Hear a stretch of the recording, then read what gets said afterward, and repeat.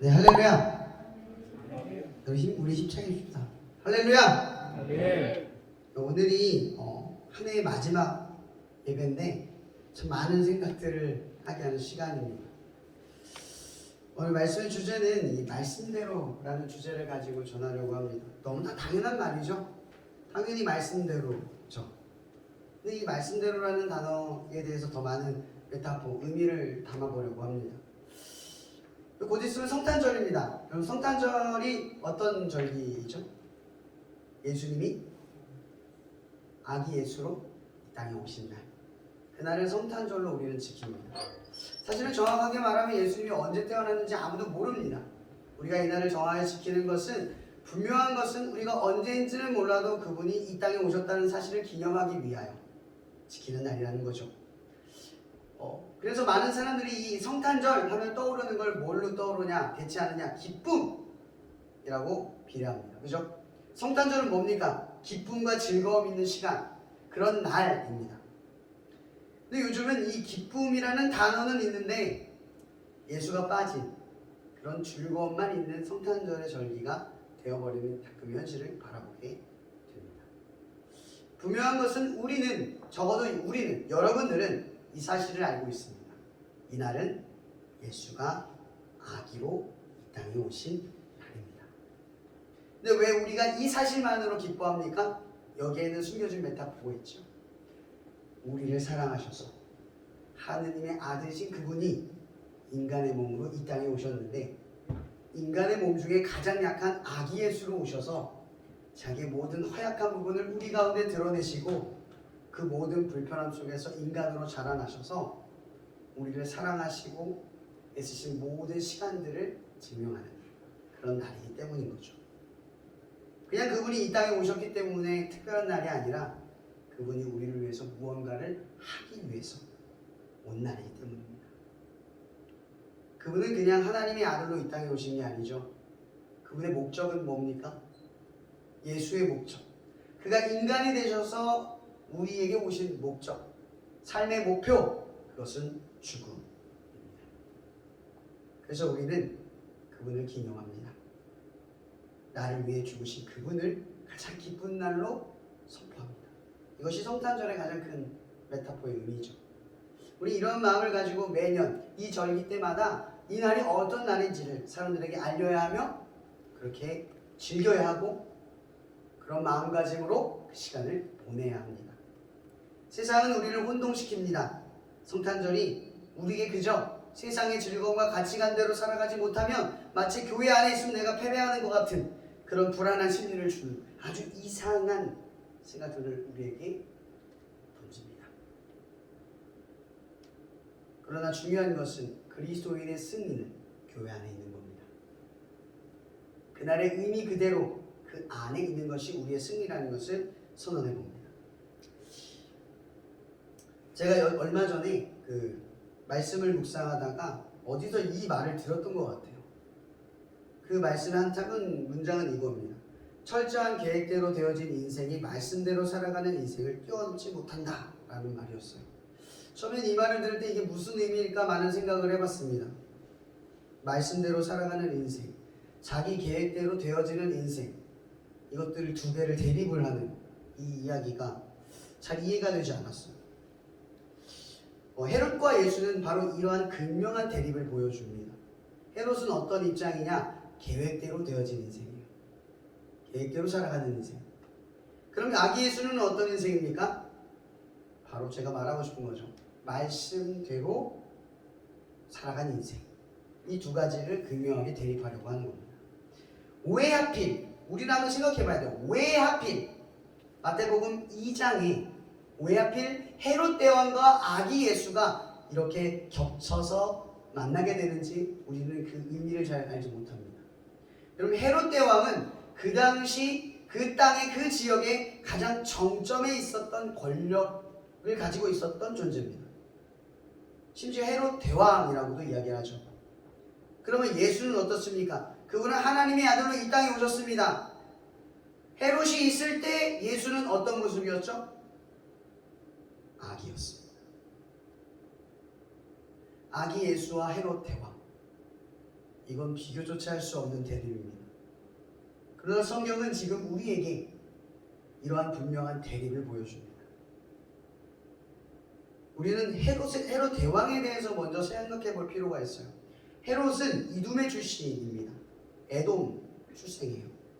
그러니까 이스라엘의 먼 친척이기는 하지만 유대인으로서는 합하지 못한 출신 명분을 가지고 있다는 겁니다. 그런데 이 헤롯 대왕은 사실은 유대인입니다. 이상하죠? 유대인으로 허락을 받을 수 없는데 유대인입니다. 왜냐하면 원래 이 당시에 이 헤롯이 대왕이 되기 전에 어떤 일이 있었냐면 하스몬 왕가라고 하는 이스라엘의 왕조가 세워집니다. 아주 잠깐. 근데 이 왕조가 어떻게 세워지냐면 로마와 적대적인 전쟁을 통하여서 독립을 선포한 거예요. 근데 독립을 선포는 했지만 그 당시 문제는 뭐냐? 로마의 치세가 어마어마한 힘을 가졌다라는 거예요. 그러니 아무리 힘이 있다 하여도 독립국가가 되었다 하여도 그 치세는 얼마 가지 못할 형편이었다라는 겁니다. 그래서 하스몬 왕조는 얼마 되지 않아 멸망하게 돼요. 누구에 의해서? 로마에 의해서. 아주 역사는 희한합니다.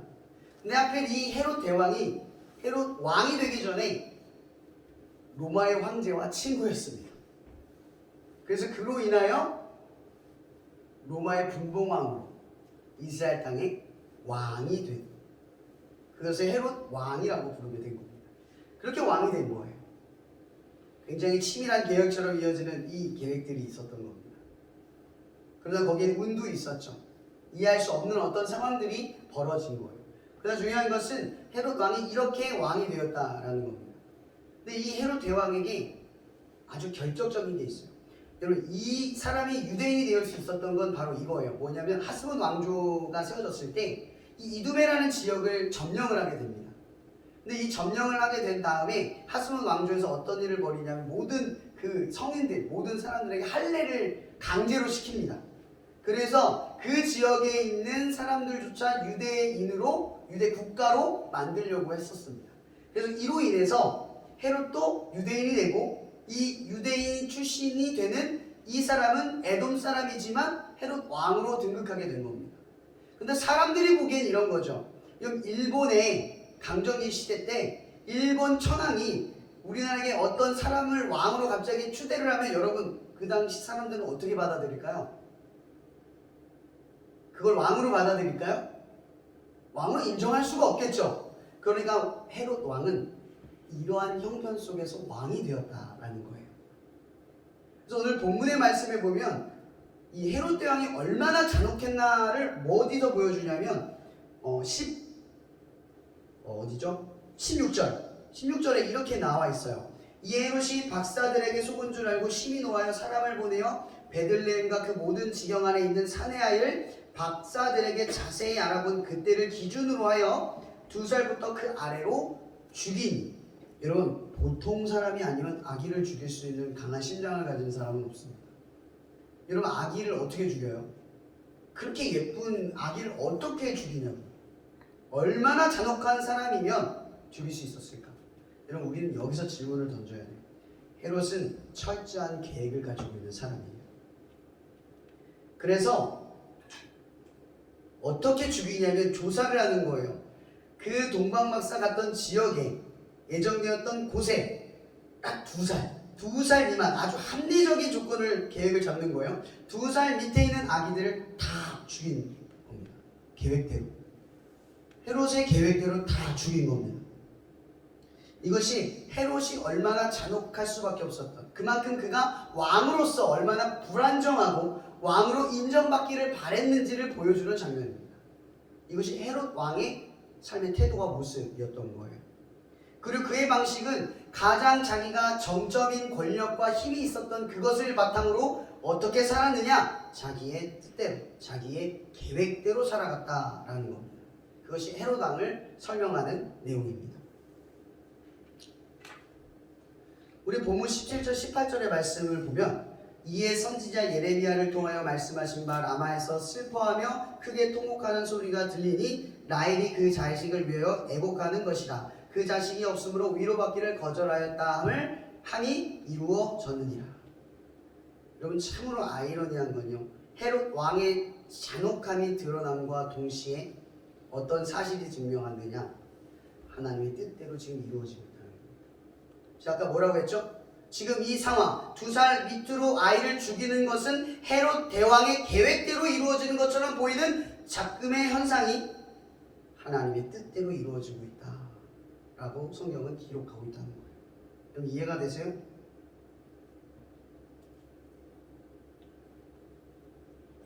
여러분, 우리는요 하나님이 선한 사람을 쓴다고 생각해요. 여러분, 그렇게 생각하시죠? 믿음이 좋은 사람을 쓴다고 생각하시죠? 천만의 말씀, 하나님은 다 씁니다. 중요한 것은 천히 쓰든 악하게 쓰든 선하게 쓰든 그건 우리의 선택에 달려있다는 겁니다. 완악한 자는 완악한 대로 사용하고요, 믿음이 좋은 자는 믿음이 좋은 대로 사용을 합니다. 중요한 방향성은 똑같습니다. 시대의 역할은 하나님께서 정합니다. 그러나 시대 역사에서 우리가 선한가 악한가는 우리가 결정한다는 겁니다. 바로 오늘 이 현상이 일어났을 때 우리는 이걸 본다라는 거예요. 헤롯은 자기 계획대로 했지만 이 계획대로 한 이것은 하나님의 말씀대로 이루어졌다. 참 놀라운 말씀입니다. 여러분들은 여러분의 뜻대로 여러분의 계획대로 살아가는 것처럼 보이지만 이것은 하나님의 말씀대로 되어지고 있다라는 겁니다. 이것이 오늘 성경에서 우리에게 이야기하는 겁니다. 제가 오늘 양돌교회에서 말씀을 듣다가 그 말씀 한 문장에 제게 깊이 들어왔습니다. 여러분, 창세기 1장 1절의 말씀을 아십니까? 외우셨어요? 태초에 하나님이 천지를 창조하십니다. 여러분, 이것이 복음의 출발점입니다. 이것으로 인해서 예수 그리스도가 이해가 되는 겁니다. 이 맥락은 요한복음 1장 1절과도 연결이 됩니다. 태초에 말씀이 계시니라. 이 말씀이 하나님과 함께 계셨으니 이 말씀은 곧 하나님이라. 여러분, 이게 왜 창세기 1장 1절과 이어지는 줄 아세요? 예수가 오시는 날과 세상이 만들어지는 날이 같은 날이다. 예수가 이 땅에 오신 것이 태초가 지어질 때 이미 시작되어진 이야기라는 거예요. 우리가 죄를 지었기 때문에 예수가 우리를 위해 죽어야 하는 까닭이 생긴 게 아니라 우리가 죄를 짓기도 전에, 태초가 만들어지기도 전에 그 예수는 하나님과 계셨고 항상 이 역사의 흐름 속에 계셨다라는 거예요. 여러분, 이 세상은 인간의 뜻과 의지대로 움직이는 것처럼 보입니다. 그러나 성경은 이 세계관 앞에 뭐라고 말하냐면 이 세상은 지금 하나님의 말씀대로 되어지고 있는 거라는 겁니다. 이것은 참으로 무서운 말이기도 하고 참으로 은혜되는 말이기도 합니다. 한편으로는 하나님이 믿을 만한 분이다 라는 사실을 알고, 또 한편으로는 요한계시록 여러 가지 두려운 심판의 말씀을 우리가 들을 때 두렵기도 한다라는 겁니다. 결국은 말씀대로 되기 때문인 거죠. 우리가 어떻게 하든 무엇을 하든 세상은 말씀대로 되어진다라는 겁니다. 사람들이 알든 모르든 간에 오늘 헤롯 대왕이 자기의 뜻대로 2살배기 아내 밑에를 죽이는 그 순간에 하나님은 계시지 않았습니다. 헤롯이 그렇게 할 수 있었던 것은 하나님을 두려워하지 않았기 때문이고 자기의 계획이 무엇을 이길 수 있다고 생각했기 때문입니까? 이것은 하나님께서 말씀하신 겁니다. 유대 땅에 메시아가 태어나는 것은 하나님이 정하신 일입니다. 감히 인간이 아무리 권력의 정점에 서고 힘이 있다여도 꺾을 수 없는 그 현실 앞에 있음에도 불구하고 헤롯은 생각했습니다. 내가 신의 뜻을 맡겠다. 이것이 헤롯이 가지고 품고 있었던 마음입니다. 말씀대로 되어지는 것보다 자기의 계획이 더 강력하다고 생각했다는 거죠. 여러분들도 그렇게 인생을 풀어가시지 않습니까? 말씀을 두려워하는 게 아니라 내 계획대로 되어지지 않는 것을 두려워합니다. 제가 어제 집회를 갔는데 그 집회에서 그 질문이 던져졌어요. 많은 생각을 하게 된 말씀이었어요. 우리는 원하는 바대로 이루어지지 않을 두려움은 같지만 하나님을 사랑하는 마음을 잃어버릴 두려움은 같지 않습니다. 라는 말이었어요. 이와 같지 않습니까? 우리는 계획대로 되어지지 않는 두려움은 같지만 정작 하나님을 향한 그 믿음을 잃어버려도 두려움을 느끼지 않는다. 헤롯이 그런 모습입니다. 자기의 계획대로 되지 않을까봐 두려움 같습니다. 아기 예수가 메시아가 돼서 그리스도가 되어서 자기의 왕권이 흔들릴까봐 늘 그 불안함 속에 살아가서 그것 때문에 주사위기 밑에 아이들을 죽일 만큼 잔혹성을 띠는 불안함을 보였지만 정작 그가 두려워한 것은 하나님이 아니었다는 거예요. 참으로 아이러니하죠. 왜냐하면 헤롯은 자기의 계획대로 되어질 거라는 걸 믿었기 때문입니다. 여러분, 사람은 어떤 형태이든 믿음을 갖습니다. 그렇기 때문에 믿음이 우리를 구원한다고 생각하면 착각입니다. 내가 믿는 분이 나를 구원하는 겁니다. 정확하게 하셔야 돼요. 믿음은 여러 종류가 있기 때문인 거죠. 여러 종류의 믿음을 선택하고 살아가는 게 아닙니다. 믿음은 하나의 존재에 대한 분명한 믿음을 갖는 겁니다. 그분을 믿는 것입니다. 헤롯 대왕은 믿음이 있었습니다. 이 계획대로 되면 하나님의 뜻을, 신의 뜻을 거스를 수 있다. 우리도 생각합니다. 내가 원하는 바를 이루면 하나님 없이도 살 수 있다. 똑같은 맥락입니다. 여러분, 저는 여러분들에게 이 두려움만을 전하려고 하는 게 아닙니다. 저는 이 사실, 이 태초의 창세기 1장 1절과 요한복음 1장 1절의 말씀의 맥락을 통해서 세 가지의 특징을 한번 말하려고 합니다. 첫 번째, 하나님의 태초의 계획은 우리를 위해 존재했다. 두 번째, 하나님의 뜻은 우리를 구원하시려는 선하신 목적을 지녔다. 세 번째, 하나님은 독생자 예수를 이 땅에 보내시고 말씀대로 십자가에 죽으시고 부활하심으로 우리에게 당신의 사랑을 확증하셨다. 이런 태초를 하나님께서 지으셨습니다. 아멘? 세상은 하나님의 것입니다. 아멘? 우리의 인생도 하나님의 것입니다. 아멘?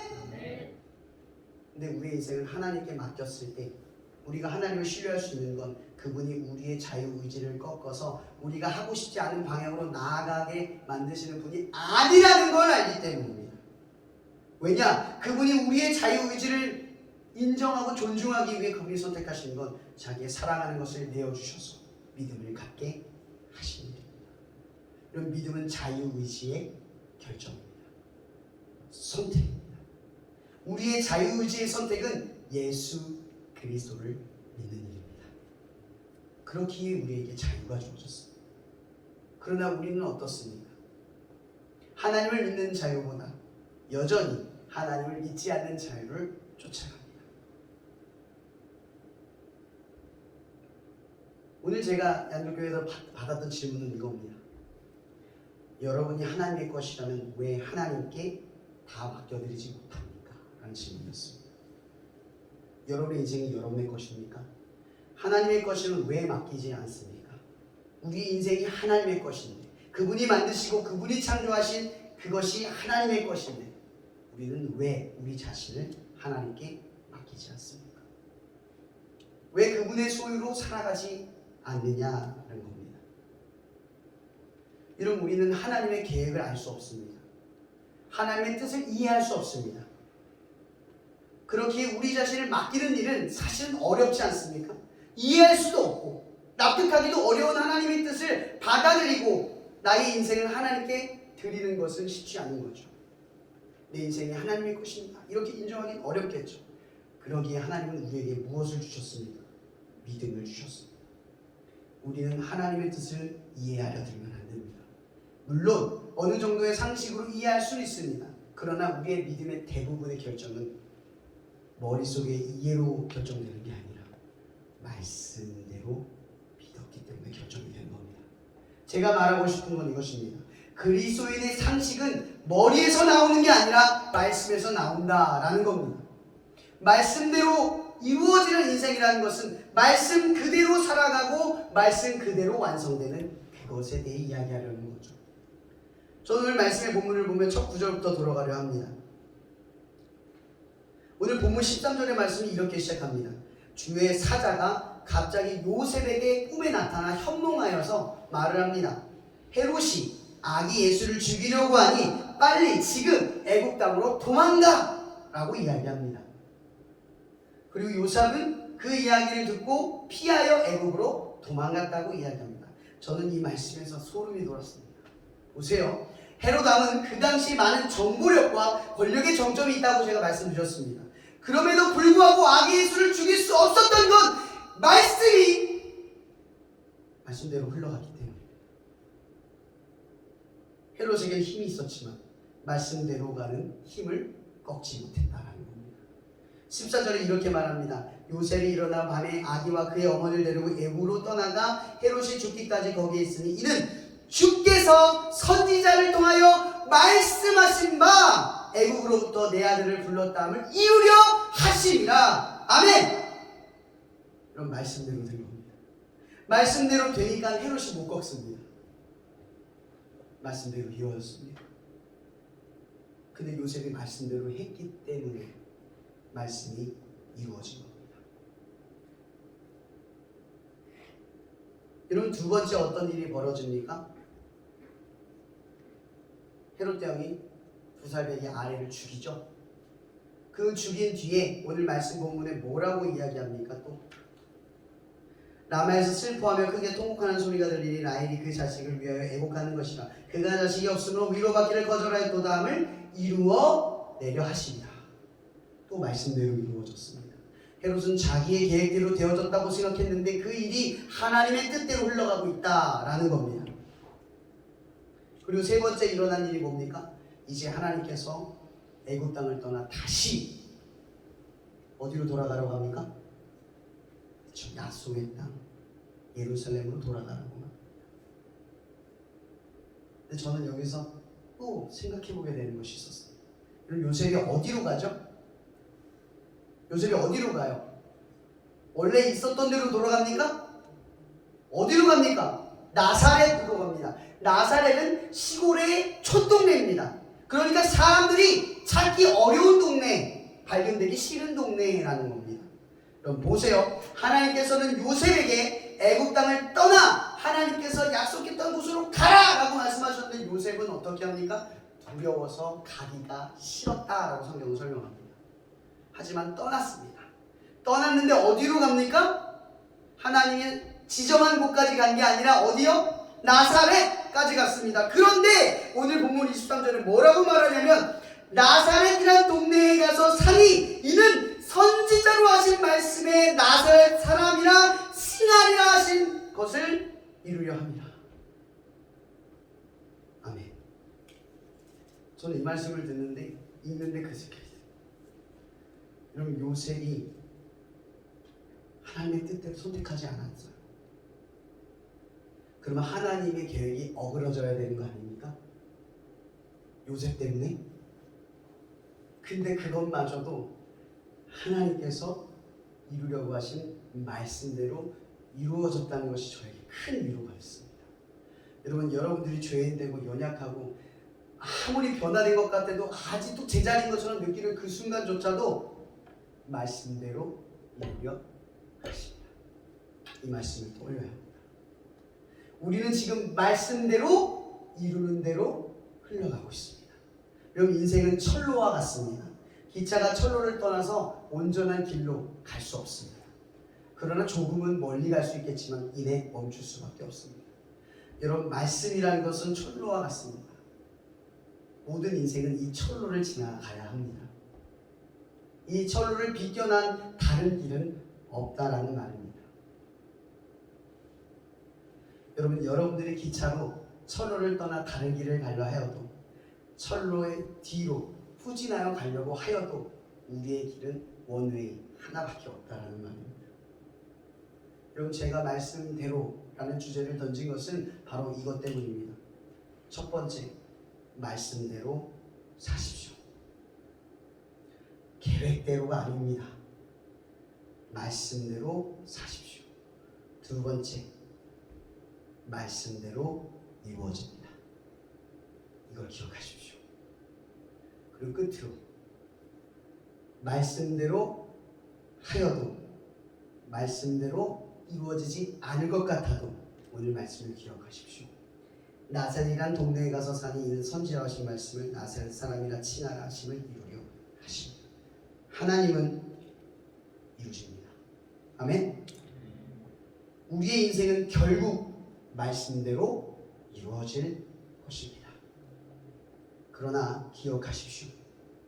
악인은 악인의 결과로, 선한 이는 선한 이의 결과로 결국 말씀대로 될 것이라는 사실입니다.